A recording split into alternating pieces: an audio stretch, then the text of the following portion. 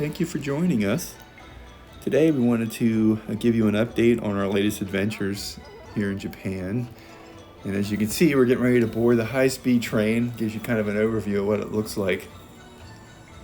And I'd never been on a high-speed train before, and it's absolutely amazing. Yeah, we were traveling from Yokohama all the way to Hiroshima, but our first stop would be Kyoto. And this is just us boarding. Give you an idea what it looks like inside. And our average speed was about, while we were traveling, I'd say about 175 miles an hour. And yeah, this is kind of what it looked like. We did about 500 miles in just a few hours. It was really amazing. There's Mount Fuji. We had a chance to get a picture of that. And we stop in Odawara Prefecture to pick up Masako's family. They're meeting us, they're going with us to Kyoto. And when we get into Kyoto, we went to one of the shrines there. It's Fushimi Inori. And I don't know if you've ever seen the movie Memoirs of a Geisha. Part of the movie was filmed here, and until you go, you don't realize, exactly where the little girl's in the film as she's running, it seems to be like a hallway of pillars, but they're actually a series of what they call it, tori? A series of, I don't know how you say it in Japanese, but it's a series of, they're like gates, but they're back to back. And so they form kind of this outside hallway of pillars. And I believe on the grounds of this particular temple, there's over 10,000 of these tori lining these walkways.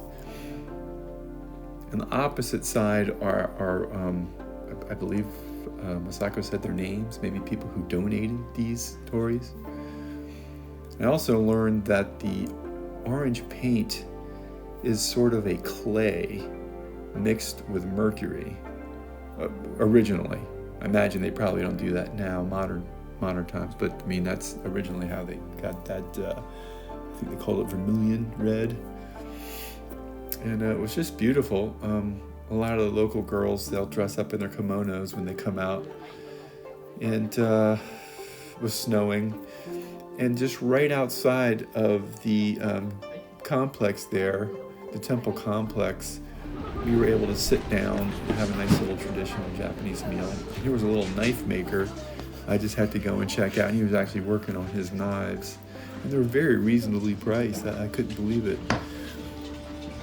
Some amazing work. All the like scissors, tools, different types of tools and scissors and kitchen tools, knives. Beautiful, beautiful stuff.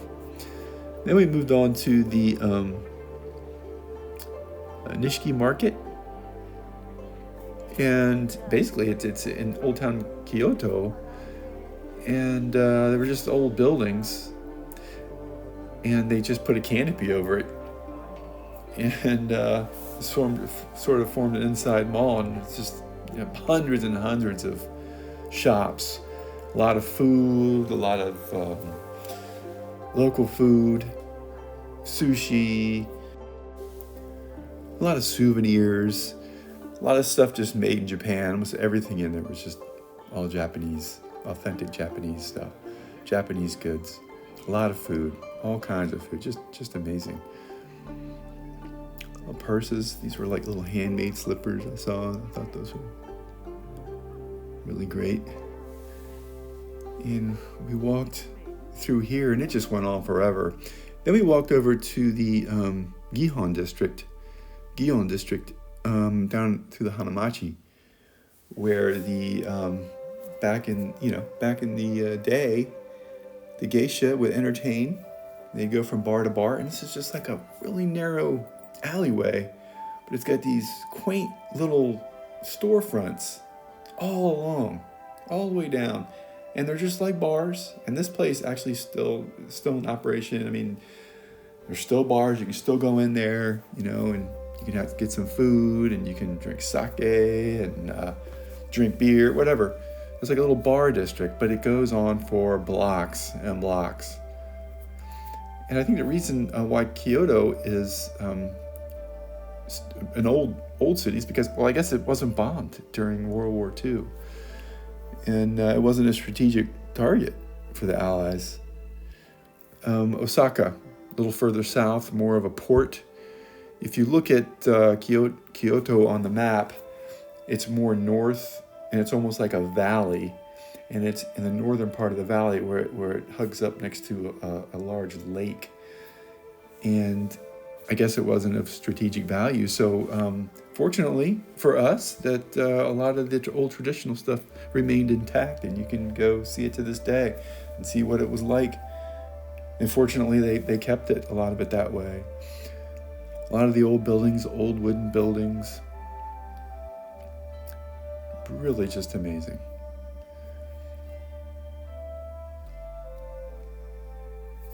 And then again, we still continued on the Gion District, and there's just a ton of just shopping. And then here was another street, Hanamachi, and I think this is, they actually said I wasn't supposed to film down here, but I was kind of shooting from the hip where I had my camera down low, kind of in my jacket.